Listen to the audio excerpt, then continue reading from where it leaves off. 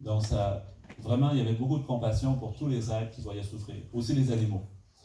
Donc, quand il voyait aussi les gens dans son palais, les gens qui étaient riches, regarde de nos jours comme un peu en Europe quand même, si on compare la situation de vie en Europe, comme au Canada par exemple, et qu'on compare avec certains pays, vous savez, maintenant dans le monde, on est au courant de toutes les nouvelles, qu'est-ce qui se passe dans certains pays, beaucoup de violence, beaucoup de guerre, de pauvreté, de famine. Si on compare nos conditions de vie ici, c'est comme un palais.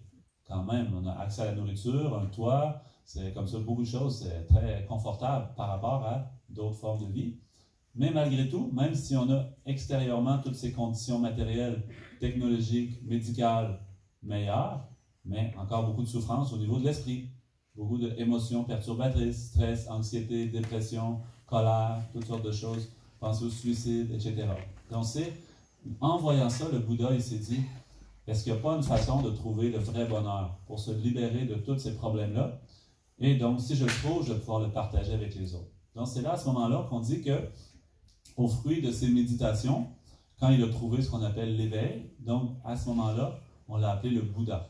Donc, ce qu'il faut savoir, c'est que le mot Bouddha, c'est en langue sanskrite.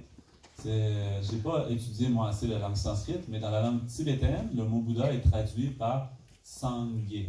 Sangye, ça veut dire quoi? Sang, ça veut dire complète purification, nettoyage de tout ce qui perturbe notre esprit. Ça veut dire un être éveillé, un Bouddha, ça veut dire une personne qui a réussi à se libérer jusqu'aux racines ou aux graines de qu'est-ce qui génère les émotions comme la colère, la peur, stress, jalousie, trop de souffrance comme ça. Toutes ces formes de graines ou d'émotions perturbatrices complètement purifiées. Et Gye, ça veut dire la deuxième syllabe, Gye, complètement développer tout son potentiel, ses qualités intérieures.